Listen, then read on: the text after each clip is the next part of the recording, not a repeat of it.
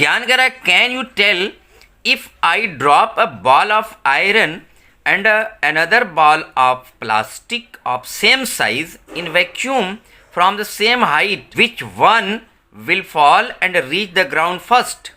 ये कह रहा है कि अगर मैं आयरन की एक बॉल को और प्लास्टिक की एक बॉल को जिसकी साइजें जिनके आकार सेम हों, एक जैसे हों, उनको मैं किसी एक ख़ास हाइट से गिराऊं तो उसमें से पहले कौन ज़मीन पे गिरेगा? ये सवाल इसने बड़ा अच्छा पूछा। तो दीदी कह रही हैं, यानी जिज्ञासा दीदी, कि the mass of the plastic ball is less than the mass of iron ball due to which plastic ball will reach the ground first. ये कह रही हैं कि जो प्लास्टिक बॉल है उसका मास कम है, इसलिए वो पहले गिर जाएगा। तो आइए हम देखते हैं कि जिज्ञासा दीदी सही हैं या गलत हैं। Gyan, as we know that every object is attracted towards the earth by gravitational force.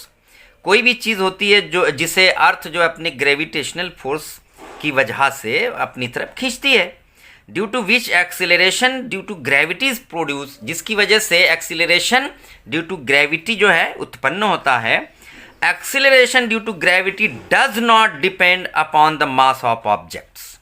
मैंने अभी बताया कि उसमें मास ऑफ ऑब्जेक्ट नहीं है। जब आपने इक्वेशन डिराइव किया था पिछली शीट में, तो उसमें मास कहाँ थी? मास तो निग्लिजिबल हो गई थी, तो उसमें मास कहाँ थी? मास को हटा दिया गया था। तो जब मास को हटा दिया गया इक्वेशन से, तो फिर मास पे डिपेंड ही नहीं करेगी। समझ गए बच्चों? तो मास पे कोई डिपेंडेंस नहीं होगा। तो इसलिए ये कह रहे हैं, मतलब ज्ञान चाचा कह रहे हैं कि therefore in vacuum not only these two balls but all objects fall with the same rate and reach the ground at the same time। जब मास से कोई मतलब ही नहीं है, जिज्ञासा दीदी ने मास का सवाल उठाया कि क्योंकि मास कम है उसकी, मतलब प्लास्टिक वाले की, तो इसलिए वो पहले गिरेगा। जब इसमें मास पे डिपेंडेंसी ही नहीं है, मास पे इसका जो ग्रेविटेशन है वो डिपेंड ही नहीं कर रहा है, तो फिर मास का कोई सवाल ही नहीं है और सारी की सारी चीज़ें सब सेम टाइम पर ज़मीन पर आएंगी। इसमें कोई चेंज नहीं होगा, कोई पहले या बाद में नहीं गिरेगा। इन नॉर्मल कंडीशंस, अब नॉर्मल कंडीशन में ऐसा हो सकता है कि कोई पहले गिरे कोई बाद में गिरे, क्योंकि उसमें हवा के जो पार्टिकल्स होते हैं उनका डिस्टर्बेंस होता है, उनका इंट्रैक्शन होता है उसमें। In normal conditions if we perform the similar activity with a feather and a stone, we observe that the feather reaches the ground little later than the stone. This happen because of air resistance। मैंने अभी बताया कि उसमें हवा भी आ जाएगी, तो हवा का डिस्टर्बेंस होगा, वो रुकावट पैदा करेगा। रेजिस्टेंस का मतलब रुकावट, तो वो रुकावट पैदा करेगा। कौन? हवा के पार्टिकल्स जो है वो रुकावट पैदा करेंगे। The resistance offered by air to the feather is more than the resistance offered to the stone, due to which falling speed of feather is slower than the stone। feather जो होगा उस पर हवा का जो असर है वो ज़्यादा होगा, ज़्यादा रेसिस्ट कर पाएगी, तो इसलिए जो feather होगा वो बाद में नीचे आएगा। समझ गए? तो आसान है समझने में, कोई ख़ास मुश्किल नहीं है।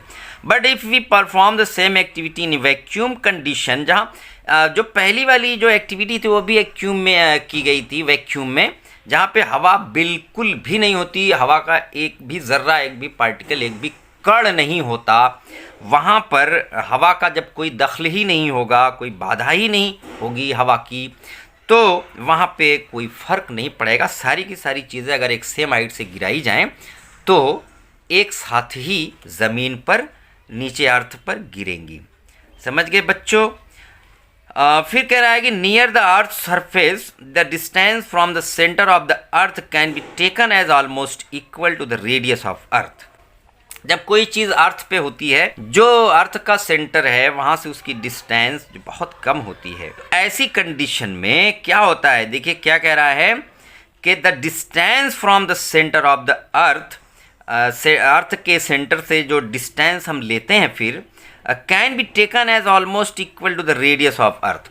अर्थ के रेडियस के बराबर ही लेते हैं। पिछली शीट में भी मैंने आपको समझाया था, अर्थ क्यों ऐसा होता है? क्योंकि अर्थ जो है बहुत बड़ी है, earth is very large, so the value of g is considered constant near the surface of earth. इस वजह से जो है g की वैल्यू कांस्टेंट हो जाती है, 9.8 मीटर पर सेकेंड स्क्वायर हो जाती है, पता है आपको। Therefore in all three equations of motion for a falling object like a stone under the influence of gravity, acceleration can be replaced by acceleration due to gravity and can be written as, देखिए जितने भी अभी equations of motions आपने पढ़े उनमें एक ही जगह small g लिख देना है। तो देखिए जो पहला आपका है v is equal to u plus a t पढ़ते थे आप, तो u प्लस जी टी हो जाएगा। उसी तरह से s is equal to u t plus half a t square के बजाय क्या हो जाएगा, जी टी स्क्वायर हो जाएगा। उसी तरह से फिर तीसरा जो है 2gs इज इक्वल टू हो जाएगा v square minus you square. तो यहाँ पे आप देख रहे हैं कि 2as पहले आप लेते थे, लेकिन यहाँ पे a की जगह क्या हो जाएगा, g हो जाएगा, क्योंकि यहाँ पे एक्सीलरेशन ड्यू टू ग्रेविटी लिया गया है।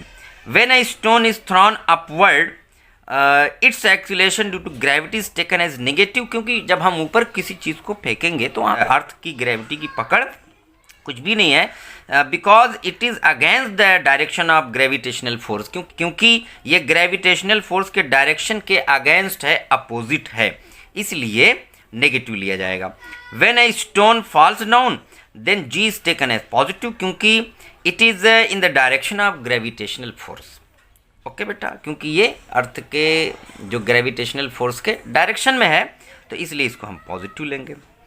आसान शीट थी, इसको एक बार पढ़ लीजिएगा, आ जाएगा, इसमें कोई ख़ास मुश्किल बात नहीं थी। तो इसी के साथ जो है आप अख्तर सर को दीजिए इजाज़त, फिर मिलेंगे किसी एक अलग लेक्चर के साथ। Okay, bye bye.